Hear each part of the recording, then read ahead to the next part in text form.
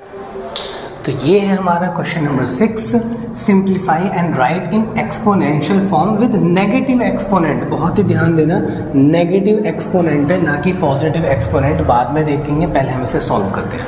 देखो 5 की पावर 3 है तो ये हो जाएगा 5 की पावर 3।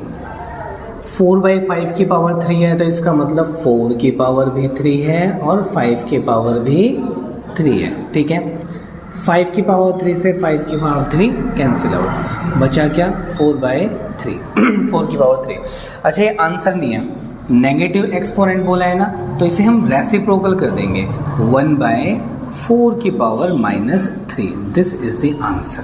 ठीक है, सेकंड में क्या बोला है, 3/7 की पावर -2 और फिर उसकी भी पावर -3। आपको पता होना चाहिए कि पावर से पावर मल्टीप्लाई हो जाती है, पावर से पावर मल्टीप्लाई हो जाती है, तो ये हो जाएगा 3/7 की पावर -2 मल्टीप्लाई में माइनस का 3, तो ये हो जाएगा 3/7।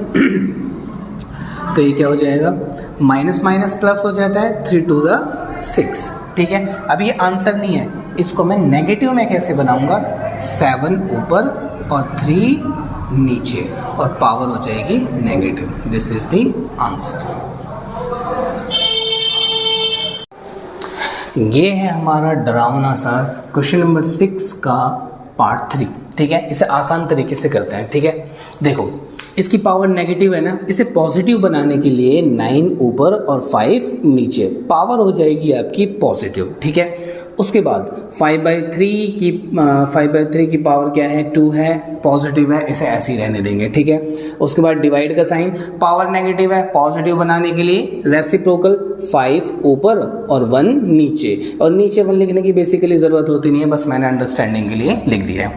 ठीक है, उसके बाद 9 को मैं क्या लिख सकता हूँ, 9 को लिख सकता हूँ मैं 3 × 3, 3 3 9 होता है, तो इसे कैसे लिख सकता हूँ मैं, 3 की पावर 2। तो 9 को मैंने लिख दिया 3 की पावर 2 अपॉन में 5 और इसकी पावर हो जाएगी 2। ठीक है, उसके बाद 5/3 की पावर 2 ऐसे के ऐसे ही लिख देंगे। और देखो अगर मैंने डिवाइड को मल्टीप्लाई कर दिया, तो ये जो नंबर है ना ये रेसिप्रोकल हो जाएगा, तो 1 ऊपर और 5 नीचे और जो पावर 2 है वो एज इट इज रहेगी।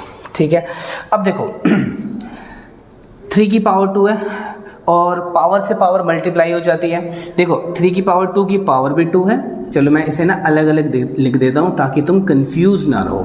ठीक है, ब्रैकेट के बाहर पावर है ना, तो वो दोनों नंबर्स की पावर है। 5/3 की पावर 2 है तो ये 5 की पावर भी 2 है और 3 की पावर भी 2 है, इसलिए मैंने इसे भी ऐसे लिखा है। उसके बाद 1 की पावर 2 तो 1 1 से 1 ही हो जाता है और ये 5 की पावर 2 है। आई होप इतना समझ में आ गया होगा। उसके बाद पावर से पावर मल्टीप्लाई हो जाती है, पावर से पावर मल्टीप्लाई, 2 2 4, तो 3 की पावर 4 अपॉन में 5 की पावर 2। ठीक है, उसके बाद 5 की पावर 2 अपॉन में 3 की पावर 2। ठीक है, उसके बाद 1 अपॉन 5 की पावर 2। ठीक है, उसके बाद 5 की पावर 2 से 5 की पावर 2 कैंसिल आउट, क्या रह गया मेरे पास, क्या रह गया, 3 की पावर 4 रह गई ऊपर, 3 की पावर 4 ऊपर है मेरे पास। उसके बाद नीचे है 3 की पावर 2, नीचे है 3 की पावर 2 मल्टीप्लाई में 5 की पावर 2। ठीक है, उसके बाद देखो अगर सेम नंबर डिवाइड में है, सेम नंबर डिवाइड में है a की पावर m, a की पावर n, तो बड़ी वाली पावर में से छोटी वाली पावर को माइनस कर देते हैं। ठीक है, ऊपर 4 है नीचे 2 है तो 4 - 2 कर देंगे, नीचे क्या बचेगा 5 की पावर 2।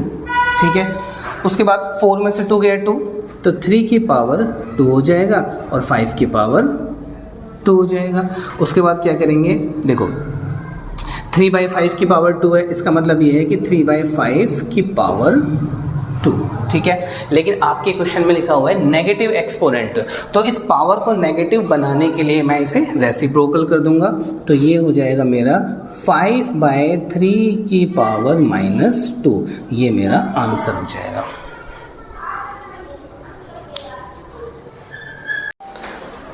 क्वेश्चन नंबर 6 का 4th पार्ट है, खतरनाक सा लग रहा है लेकिन बहुत ही इजी वे में करवाऊंगा, बहुत अच्छे से समझ में आएगा। देखो ध्यान से देखना, जब भी आपको ऐसे क्वेश्चन दिख जाए ना, तो ये नेगेटिव पावर है ना जो, इन्हें देख के तो आपका दिमाग खराब हो जाना चाहिए और एकदम से सबसे पहले इन्हें सॉल्व करो।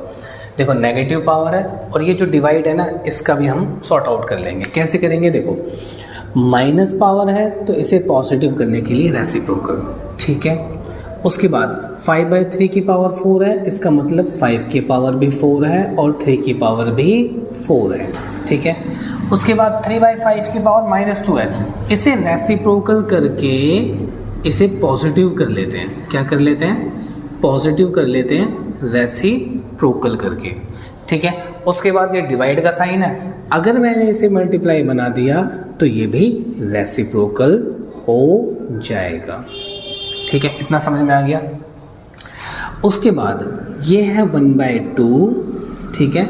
उसके बाद 5 की पावर 4 का मतलब है 5 को 4 टाइम्स मल्टीप्लाई करना है, 5 × 5 × 5 × 5, तो क्या आ जाएगा 625। 3 की पावर 4 है, 3 को 4 बार मल्टीप्लाई करता है, 3 × 3 × 3 × 3, 81 आ जाएगा। सेम चीज़ इसमें भी करनी है, 5 को 2 टाइम्स मल्टीप्लाई, 5 5 ज़ा 25 और 3 को 2 टाइम्स, 3 3 ज़ा 9। ये हो गया अभी तक। 9/17 को जैसा है वैसे के वैसे ही लिख देना है, ठीक है। उसके बाद देखो, उसके बाद 1/2 जैसा है उसे वैसे के वैसे ही रहने दो।